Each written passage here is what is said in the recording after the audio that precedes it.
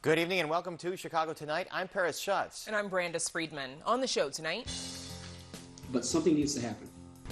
Charges filed in the death of Chicago police officer Ella French as pressure heightens for action to prevent crime. A quote, code red for humanity. A group of international scientists issue a highly anticipated new report on climate change. Cook County residents can make property tax appeals to 4 different venues, while some argue the system is broken.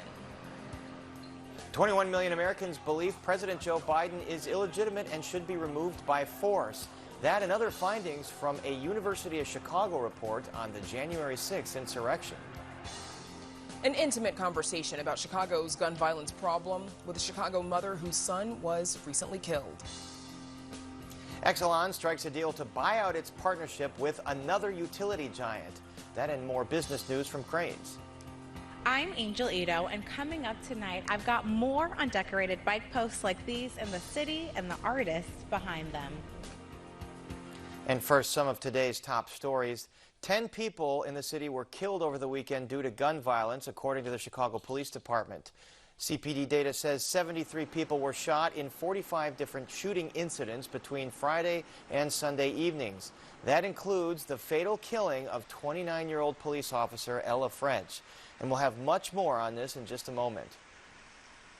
Illinois public health officials record more than 2,500 new COVID cases in the last 24 hours and 6 additional deaths. The statewide test positivity rate is now 5.6%. This as Chicago health officials tout a vaccine milestone.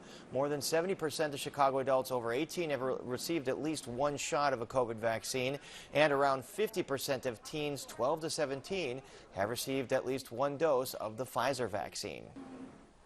The entire Chicago area is under severe weather threats right now. A tornado watch has been issued by the National Weather Service for Cook and surrounding Illinois counties, as well as northwest Indiana until 10 p.m. On top of this, forecasters are predicting heavy rainfall and heat indices approaching 100 degrees for tomorrow. The humidity is expected to subside by the end of the week, and there are multiple reports of some funnel cloud touchdowns, especially in the northwest suburbs. We'll have another update on that later in the show. And up next, the latest on the death of Chicago police officer Ella French, so please stay with us. Chicago Tonight is made possible in part by Alexandra and John Nichols, the Jim and Kay Mabee family, the Polk Brothers Foundation, and the support of these donors.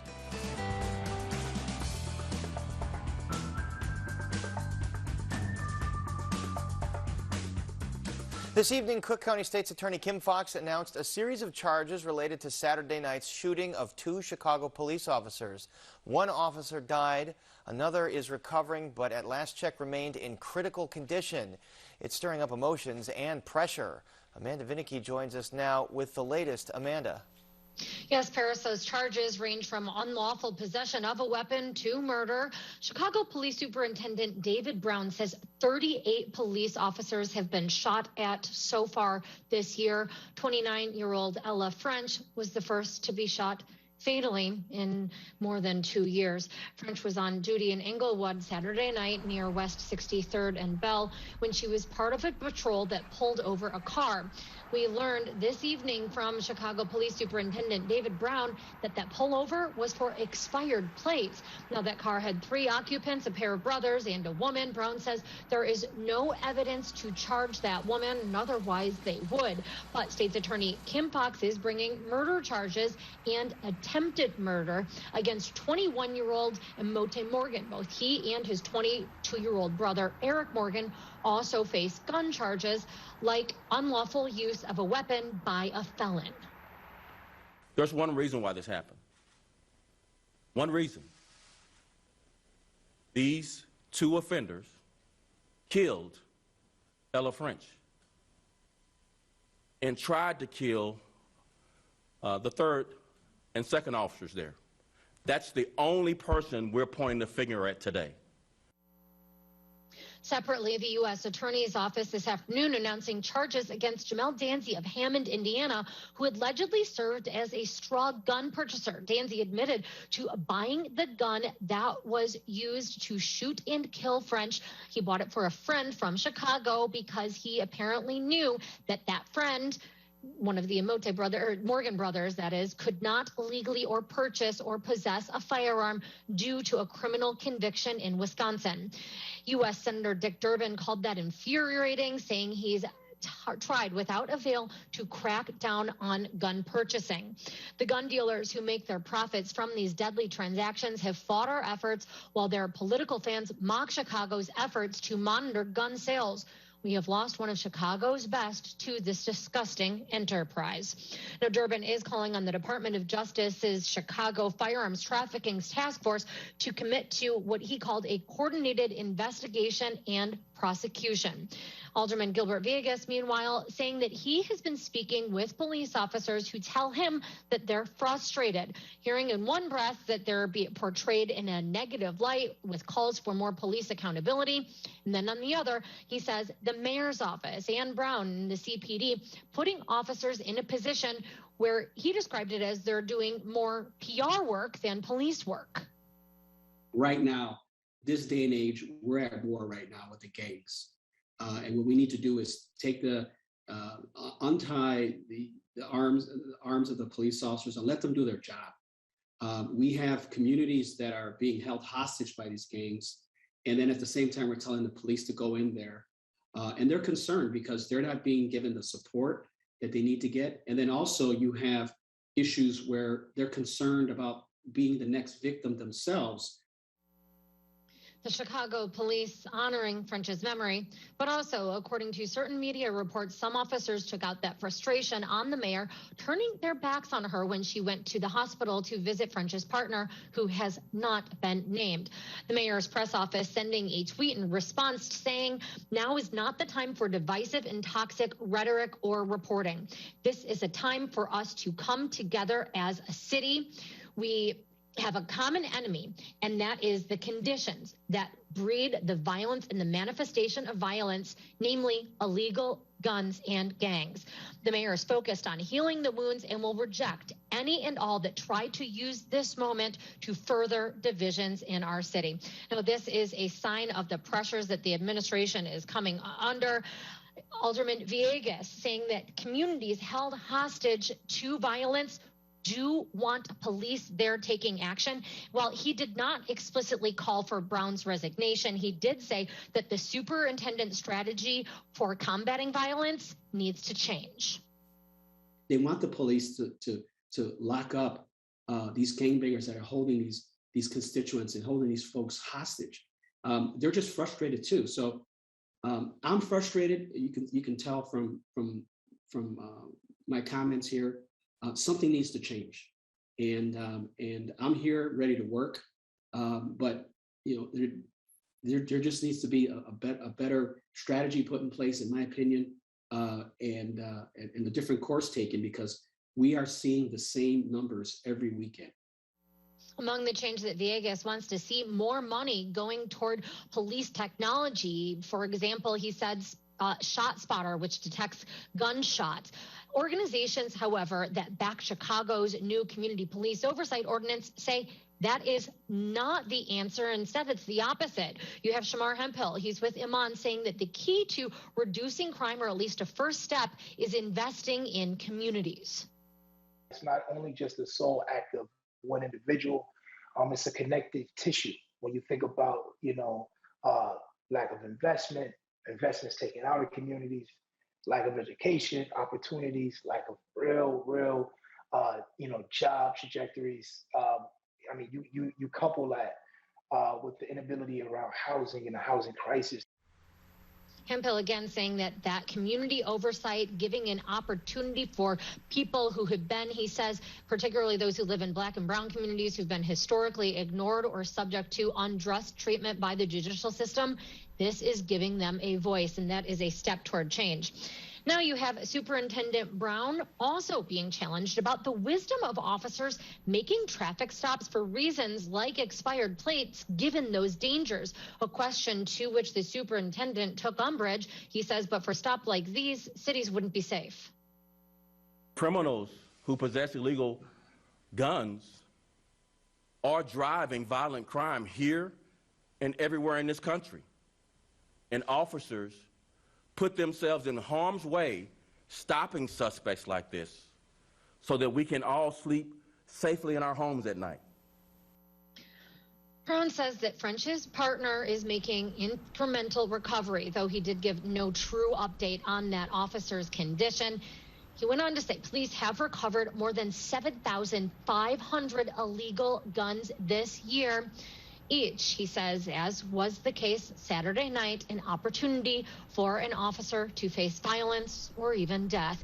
He says yesterday, just a day after French's murder, they recovered another 33 firearms. Brown ending this evening's press conference indicating that many officers are demoralized after calls from movements seeking things like defunding the CPD. Criticism, hypercriticism to a certain extent. When they do something well, no acknowledgement, no penetration in the news cycle of their great work for any consistent way, only the criticism of the mistakes they make without acknowledging the risk they take. Now, the Morgan brothers, meanwhile, have a bail hearing set for tomorrow. Paris, back to you. All right, Amanda, thanks for that comprehensive reporting on another difficult week. And now to Brandis and a staggering new report on climate change. Brandis. Paris, the United Nations is calling a newly released climate report a code red for humanity.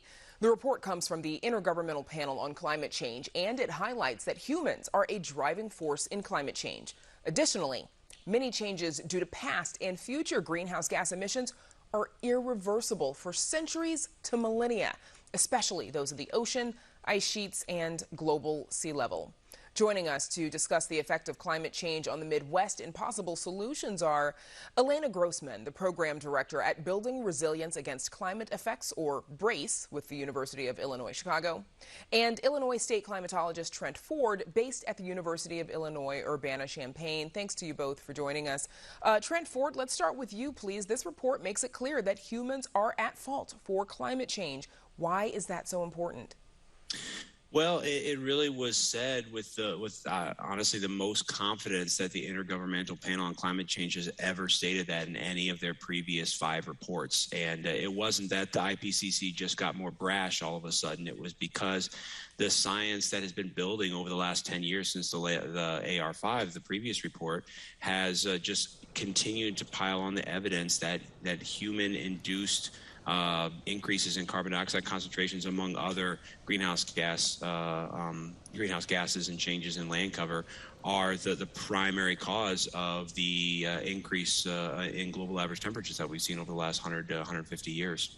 To that end, Trent, you just mentioned the IPCC has released 5 previous reports of this nature, sounding the same alarm for years. How did we get here? Why are we still here? That's a good question. In the early stages, a lot of it had to do with the fact that there was a lot of uncertainty in the science. When you're imagining a climate changing, like, for example, temperature trending upward in time, you have to decompose the variability, because we have year-to-year variability, day-to-day variability in weather, for example. And so it takes a while to start seeing that trend. With that being said, there was really the first few reports, especially the warnings that if these projections are true, this has really dire consequences for humanity, and a lot of those really fell on deaf ears for the first few reports. And so, really reading this report today, especially the summary for policymakers, it was the first time that the report really felt like it was writing about something that is actually occurring, as opposed to maybe being a little prophetic as it was the first few reports. And so in this case, it really felt like it was describing something that we're living through now, which indeed we are. That we're witnessing. Yeah. Elena Grossman, from a public health standpoint, what was alarming to you about this report?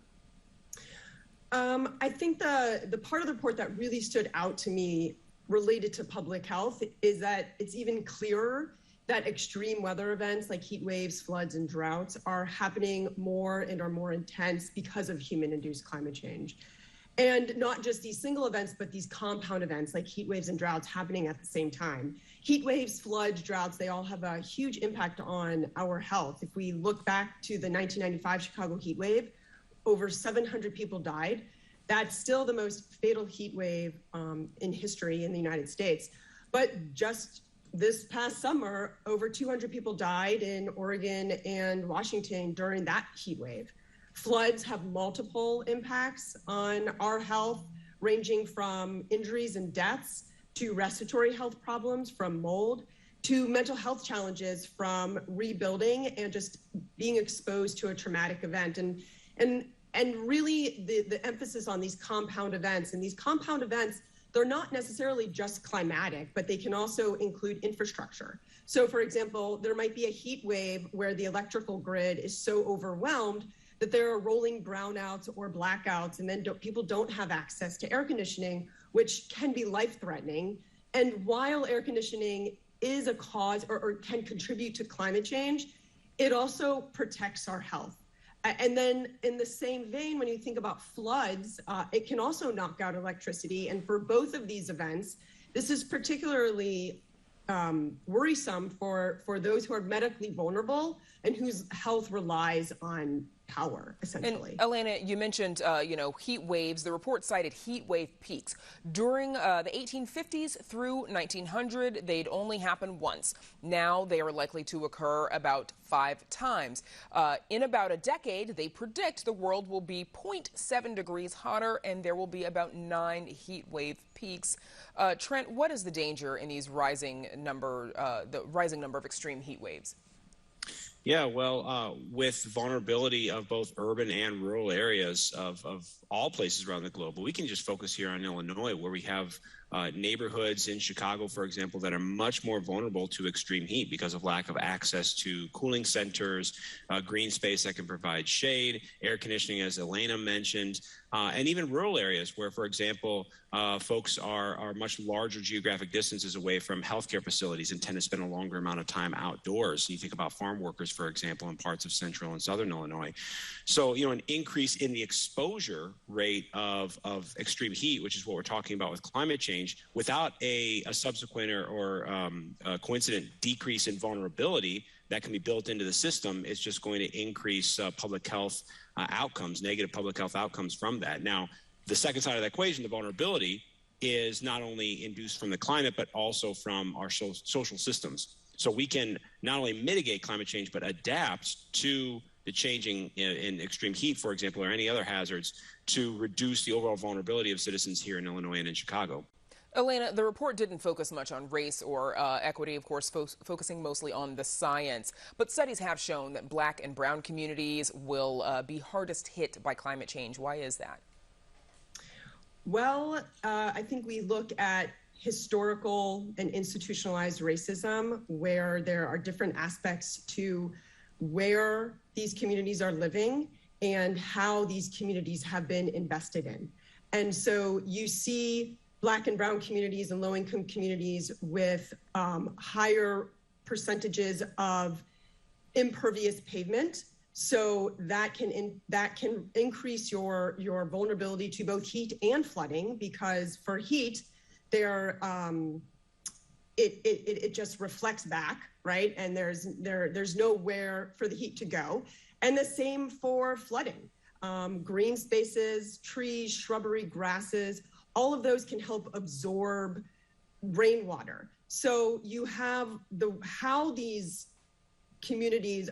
neighborhoods have been developed and where these neighborhoods have been developed increases their susceptibility. In addition to that, a number of these communities are along the trail of trucks and diesel fueled transportation, which not only, climate change is already worsening air quality, and that just contributes to the poor air quality. And so you have a number of these factors that increases their susceptibility to the health impacts from climate change. And before I let you go, Trent, we've got just a few seconds, but the rising temps, how will they affect Chicago and the Midwest?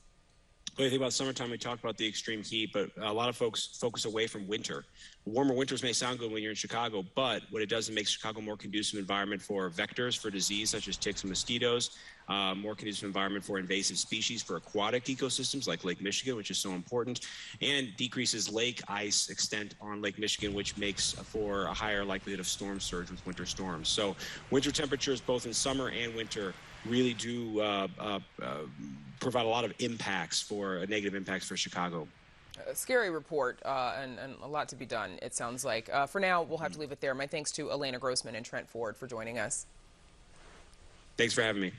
Thank you.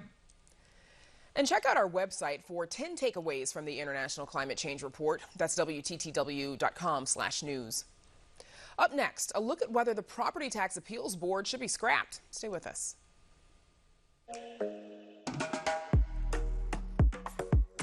It really is about community where we all come together. Chicago needs to make space for everyone.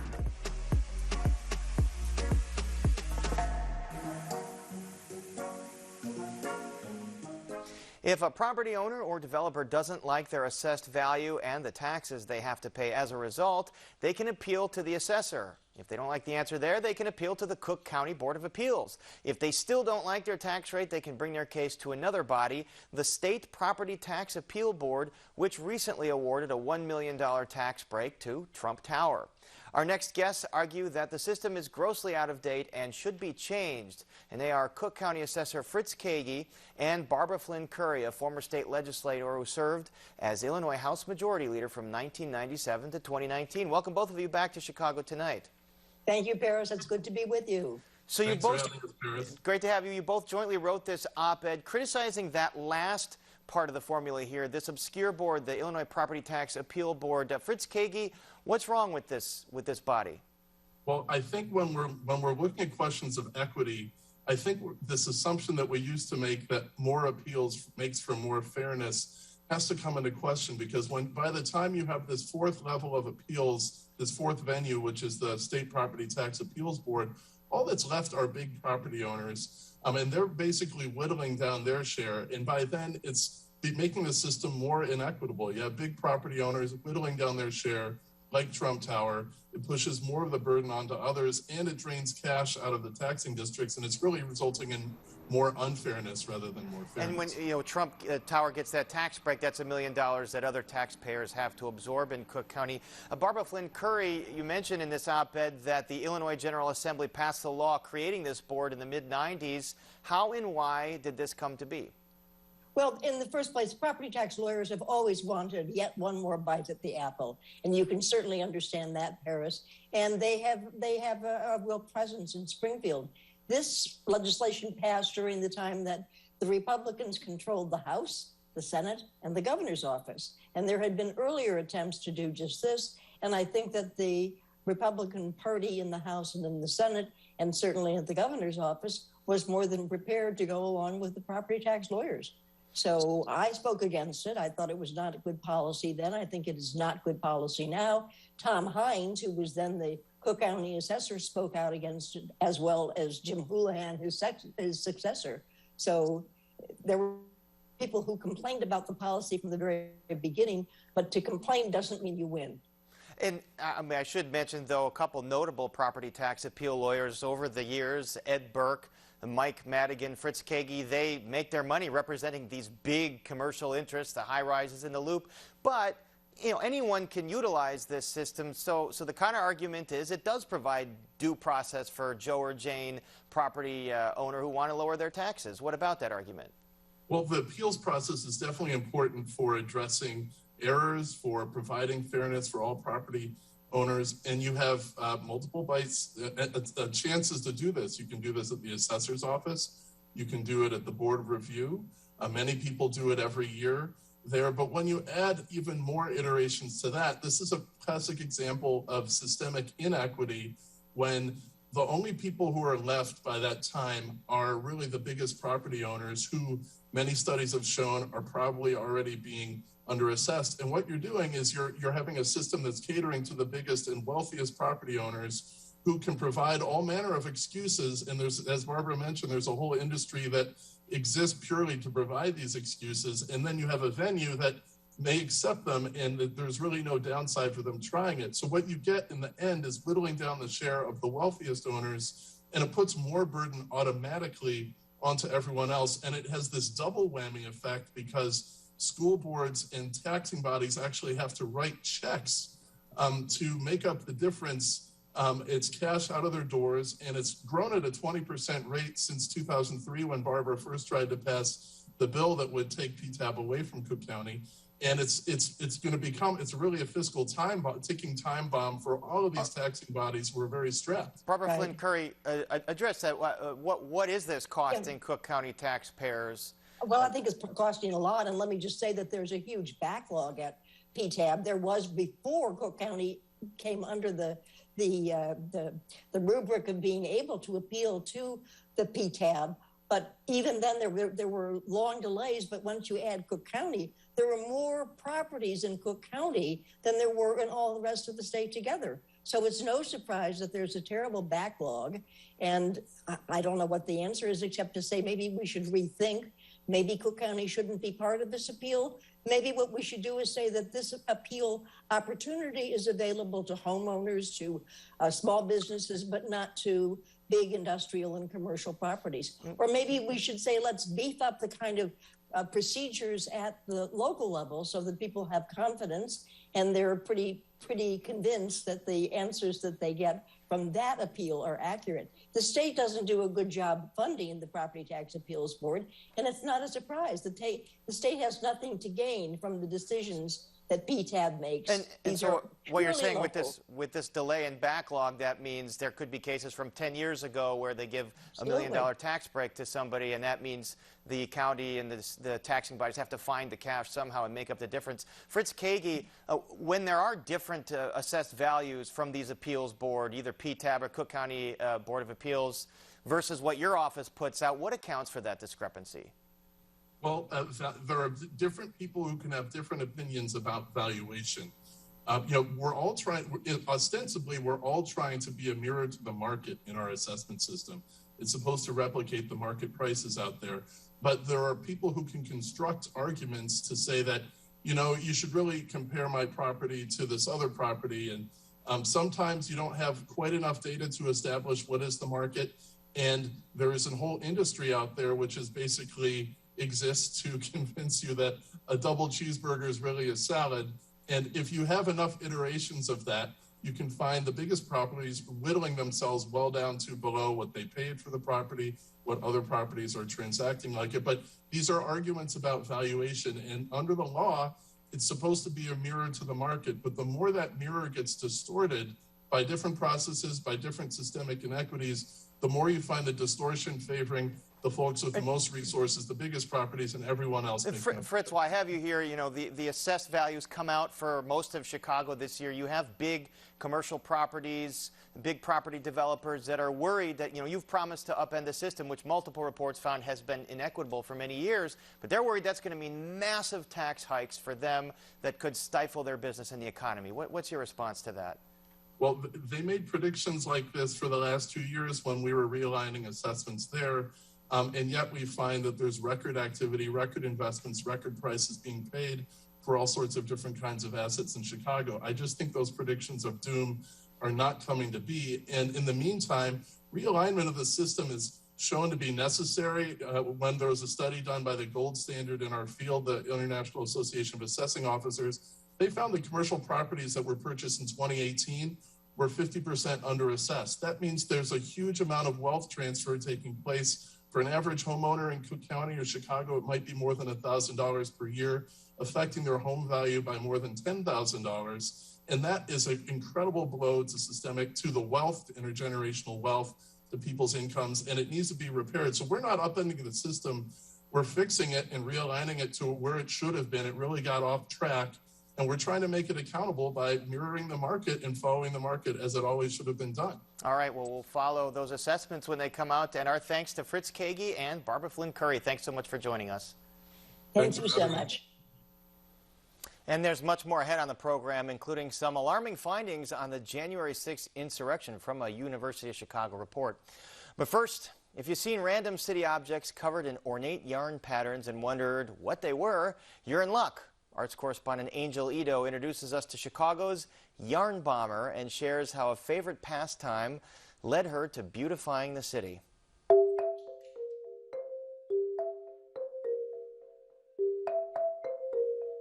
Meet Valerie Sherman.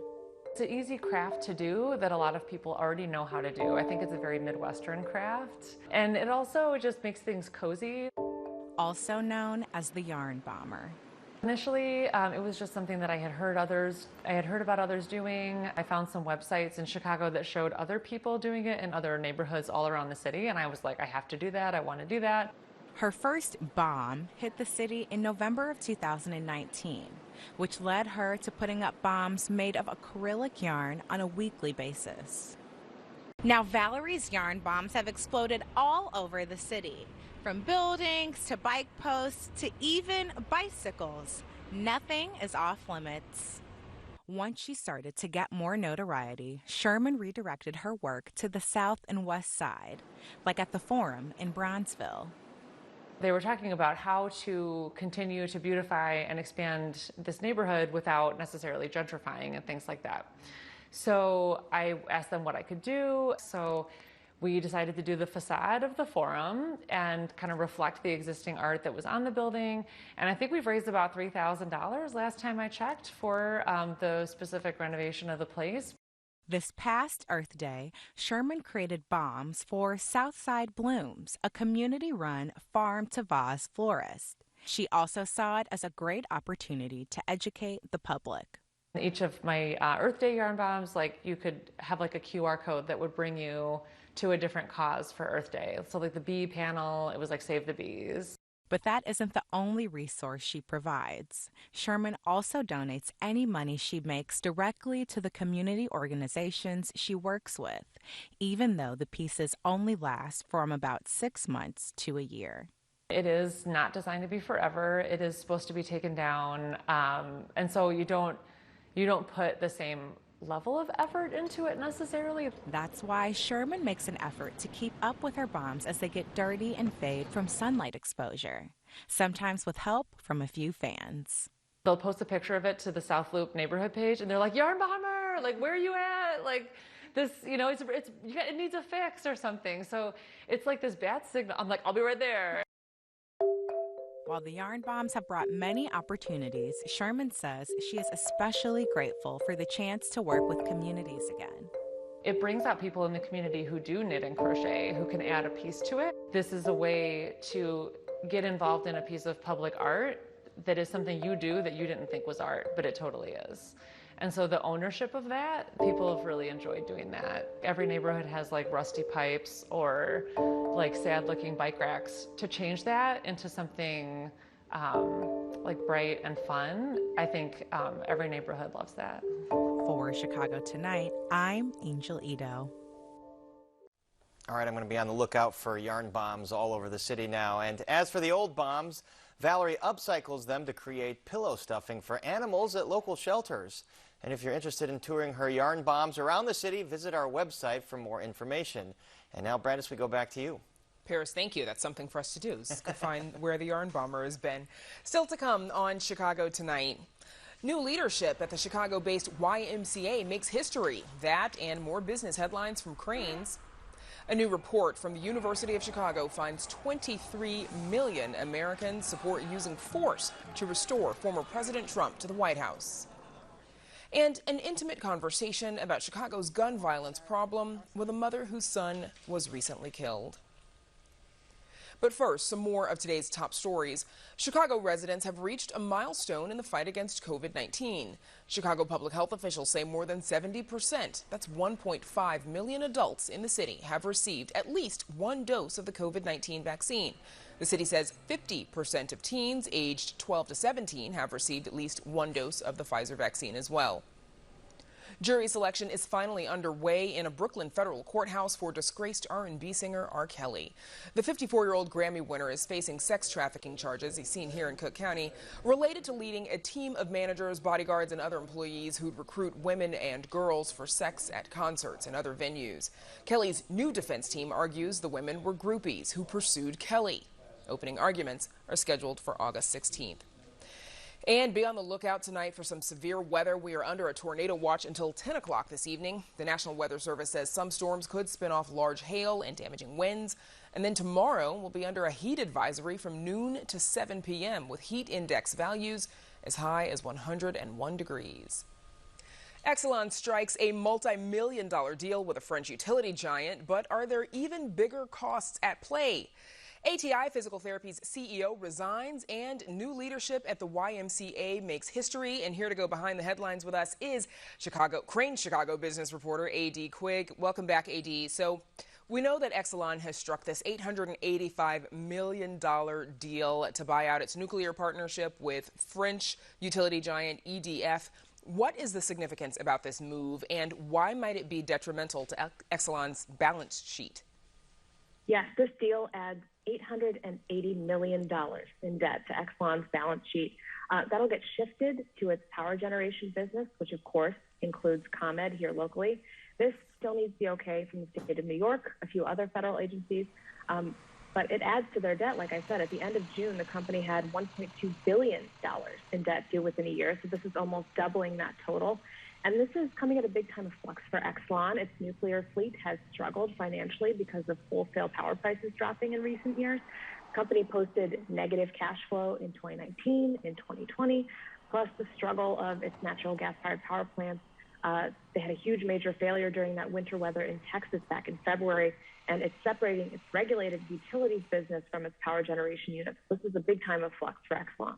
So ATI Physical Therapy says its CEO has resigned. Do we know why, and what steps is the company taking to fill that role? Yes, 2 weeks ago, the company had a big fumble when it went public as part of a merger with a blank check company. These are called SPACs. That merger was announced in February and closed in mid-June. As a result of that massive fumble, which I'll get to, its CEO, Labib Diab, is stepping down effective immediately. Taking his place will be John Larson, who's been on ATI's board since 2018. So that first public earnings report ATI posted after that SPAC deal showed huge staff turnover, revenue projections sharply lower than initially projected. Its shares dropped by about 50% in 2 days. It's been one of the worst performances of these so-called SPACs, which have really taken off in the last year or so. Oh, wow. Okay. And lastly, in other CEO news, the YMCA, based here in Chicago, has named a new leader for the organization. Who is she, and what is special about this announcement? Yes, her name is Suzanne McCormick. She's the first woman leader in the organization's 170-year history. She'll start in September, and she replaces another historic leader in the YMCA's history, Kevin Washington. He was the first Black president and CEO. The Y has 2,600 locations across the country, about 13 in Metro Chicago, including Lakeview, Palatine, and Elmhurst. McCormick's last job was heading up United Way Worldwide. She has 30 years of experience in the nonprofit world, including at the American Red Cross of Southern Maine. 170 years of history. First woman. All right, A.D. Quigg, two women right here. Thank you so much for joining us. Thank you. And now, Paris, we toss it back to you. Thanks, Brandis. The January 6th attack on the Capitol wasn't just a one-time event, but rather part of a growing insurrectionist movement in the United States. That's the conclusion from a University of Chicago survey. And among the key findings, a significant percentage of Americans still falsely believe the 2020 presidential election was stolen and say they support violence to accomplish what they believe would restore former President Trump to office. And the report's author, Robert Pape, joins us now. He's political science professor at the University of Chicago and director of the Chicago Project on Security and Threats. Robert Pape, great to have you back on Chicago Tonight. So thanks for having me, Paris. Good to have you. So let's get right to your survey. It was conducted with 1,070 Americans across the country. Right. And here are some of your findings. 23 million Americans, you find, support use of force to restore Trump to the presidency. 65 million believe that the Biden presidency is illegitimate, and 21 million believe both of those things. What are the big takeaways from those figures? Well, these are really disturbing numbers, Paris. The fact that if you combine those together, those radical beliefs, that 8% of American adults believe both that the use of force to restore Trump to the presidency is justified and that Biden is an illegitimate president, that equates to 21 million who hold both of those radical beliefs. That's really very distressing news, because what that means is that the insurrectionist sentiments that we saw explode really on January 6th, they're not over. They're continuing. They are large in the body politic. This is very disturbing, and even more so because we conducted a nationally representative sample with the National Opinion Research Center, one of the most respected polling agencies on the planet. And this is very sound data. We've stress tested it in numerous ways to see, is there stability across responses, or are this just checking of boxes? So you're confident? The fact of the matter is it's disturbing. You're confident in the data here, extrapolating from the 1,070 Americans that you surveyed to find these figures. What are driving these extreme beliefs? There's two core beliefs underneath the insurrectionist movement.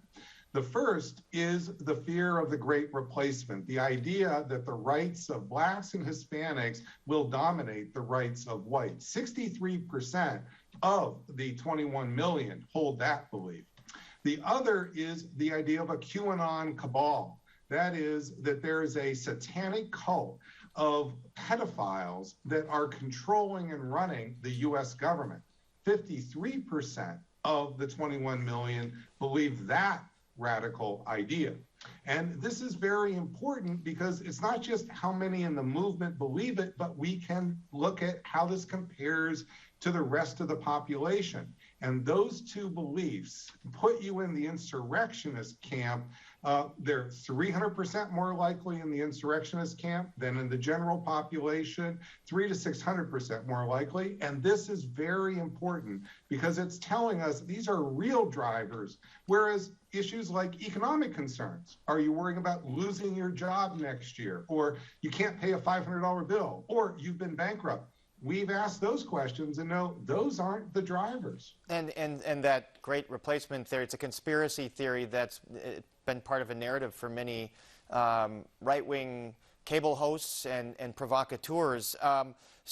Exactly, and we're seeing that right-wing rhetoric here now turn into unfortunate action. And it's been lucrative for a lot of those hosts as well. You also talk about a surprising finding in terms of the party affiliation that you surveyed. What's the takeaway from that? This is not just a Republican Party problem. Yes, 51% of the 21 million adamant insurrectionists are Republican Party members or lean Republican, but 34% are independent. 10% are Democratic. That's really a cross-party phenomenon.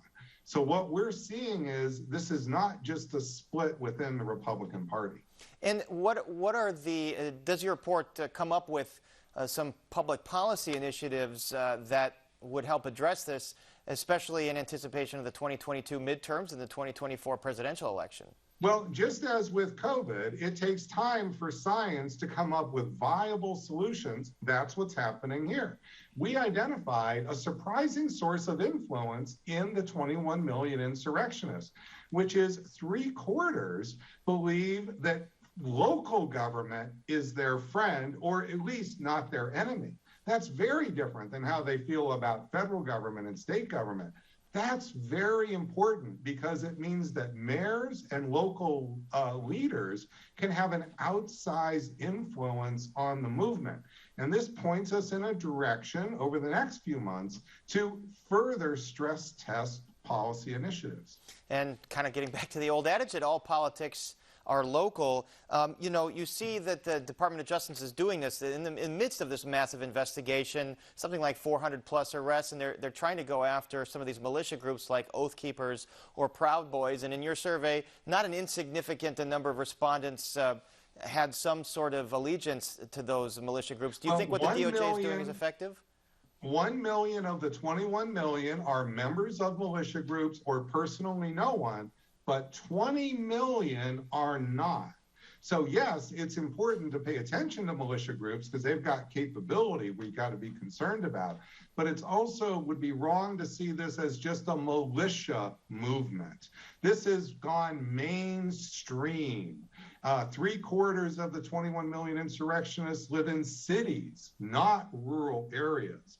This is much more of a mainstream movement than we're used to thinking about. Important point to understand. And lastly, I assume they're going to have some more reports coming out of Yes, your this is office. actually our 5th report. We've been doing these since February, and folks can go to our CPOST website, the Chicago Project on Security and Threats, and you can go to our American Political Violence page and see all 5 of the studies.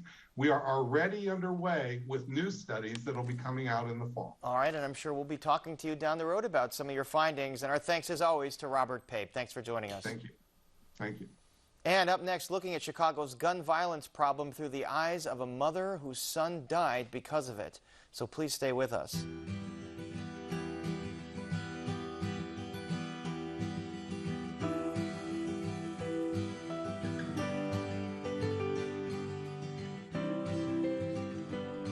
As journalists, we often work to avoid becoming part of the stories we cover. But sometimes the story is a part of us. Last month, my friend Sonia Anderson's stepson Miles was shot and killed 2 days before his 19th birthday. Miles usually lived in Northbrook, but was in Austin visiting his father, Sonia's former partner, with whom she shares a 10-year-old son. Last week, I sat down with Sonia to talk as friends, as mothers of black sons, and as two people who've spent a lot of time thinking about issues of violence, equity, and the narrative. Me as a journalist, she as a longtime civic and nonprofit leader. We first shared this story on Chicago Tonight Black Voices. Here's another look at that conversation that begins with how Miles first came into her life. I met Miles when he was about 4 and a half. It's the time I met his father. We started dating, and his father said to me fairly early on in our relationship, I have a son, and if this relationship is going to progress, it's really important that you get to know my son as well. And I have such a clear recollection of the very first time I went to go meet Miles. I was so nervous, like so nervous. And as you know, I mean, I spend a lot of time talking in front of people. I spend a lot of time in front of audiences. I don't think I've ever been as afraid in my life as I was standing in front of the door about to meet Miles for the first time. And I rang the doorbell. He opened the door in that 4.5-year-old precocious kind of way and immediately just started chattering my ear off as if we had known each other for all our lives. And that just kind of sums up who he was, right? He was a people person. He was a person who attended to others and cared for others. He was the consummate big brother. He was a good son. He was a good friend. He was a good kid. So take us back to July 7th. How did the family learn what happened? Yeah, it was Thursday morning, about 3 weeks ago, I guess now. I was here at home.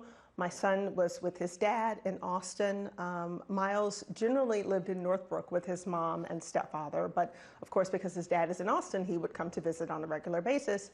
And we would always try to organize it so that whenever Miles would be at his dad, my son would be at his dad's also, so that the boys could be together. It was really important to us that they spend a lot of time together. There's a 9-year age difference between the two of them, so we wanted to make sure that they were close and that they had a really strong bond and strong relationship. So they were expecting Miles to arrive sometime the night before. My son got up that morning, noticed that Miles's room was untouched. His bed had not been slept in, looked out of the back window, which overlooks the backyard, and he saw his brother lying in the backyard.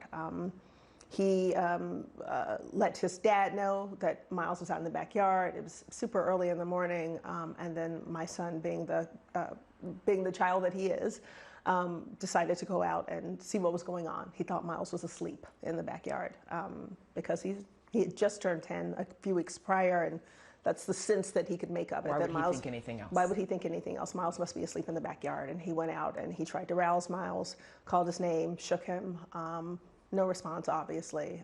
Eventually noticed the blood, ran back inside, alerted his dad, and then called 911. I have a lot of questions hearing that, right? Just as, you know, a mother of black sons as well, one of them who shares the same name as your stepson Miles. One of the first things that I thought about the trauma that Jonah is then going to carry. What are your thoughts on that? And, you know, as a mom and a professional, how are you addressing that? When I think about what I call the book of Jonah's life, there is now squarely a chapter, right? That is July 2021, the day that his brother was murdered and the day that he discovered his brother's body. So, I'm one of the lucky ones, despite this horrendous thing that's befallen us. I'm one of the lucky ones. I have access, I have resources, I have a network that immediately swooped in. And one of the things that we did right away was reach out to counselors who specialize in working with young people who've experienced grief or trauma. So this happened on a Thursday morning. Friday morning, we were, as a family, sitting on a couch talking to a therapist, and we've continued to see her on a regular basis since then. What are your thoughts on the number of children and adults, really, who experience what Jonah has experienced quite frequently, unfortunately, and their lack of access to mental health care? What needs to be happening in those communities? Obviously, that's not the only solution to Chicago's violence problem, but it's part of it. Yeah, no, absolutely. I am struck by the fact that in this particular case that, Jonah had lived a reasonably happy and, well-loved life up until this particular defining moment. So his before was, for the most part, rainbows and sunny skies. His after, I hope, will be mostly rainbows and sunny skies. But he had this one singular defining moment.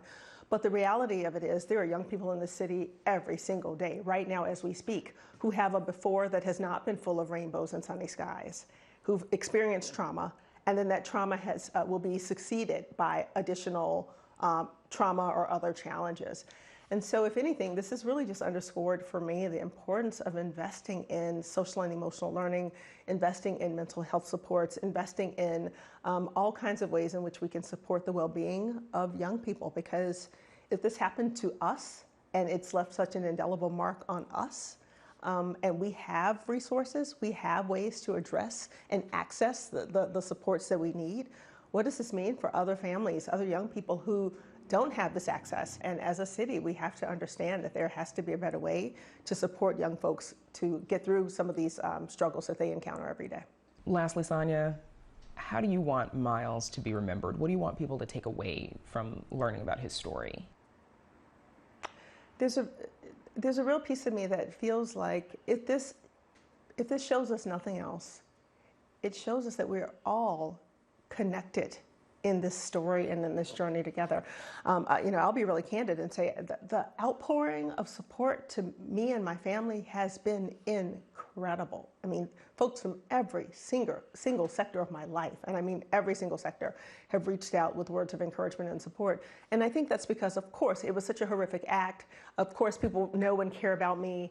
But I also think implicit in this is, for many people, particularly folks who work in the sector that I work in, I just might, I don't know this for a fact, but I have a strong suspicion, I just might be the first person, like the embodiment of the first person they've known personally that something like this has happened to, who's been around their dinner table, who meets them for happy hour, who sits in meetings with them. I'm a peer and a colleague, and that brings a proximity to this issue that I think we sometimes have the luxury of intellectualizing, but not necessarily feeling in our hearts and in our souls. And I think for folks who know me, this has really landed in a particular kind of way.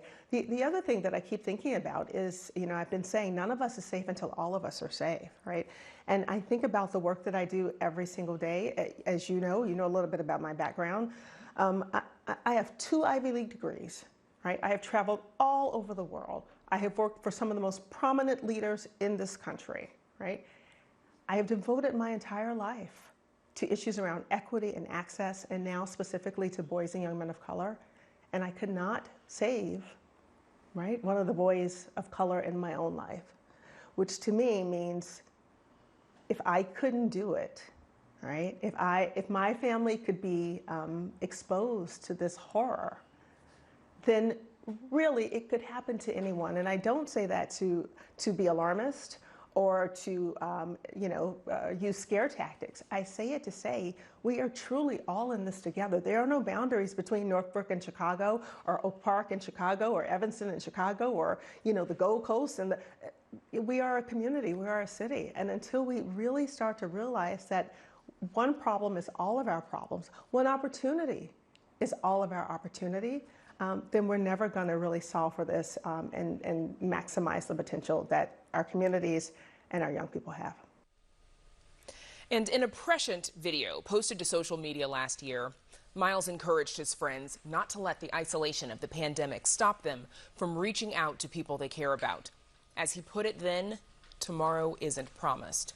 A good reminder for us all. You can find that video and more of my interview with Sonia on our website. Chicago police say they are investigating Miles's case, but there have been no arrests. We're back to wrap things up right after this. Chicago Tonight is made possible in part by Alexandra and John Nichols, the Jim and Kay Mabee family, the Polk Brothers Foundation, and the support of these donors.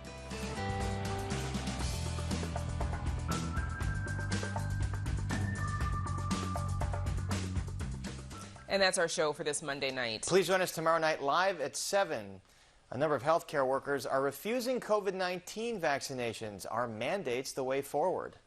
And a local record label is bringing new audiences and revenue to musicians whose work was overlooked in decades past. Now, for all of us here at Chicago Tonight, I'm Brandis Friedman. And I'm Paris Schutz. Thank you so much for watching. Stay healthy and safe out there tonight. Have a good one.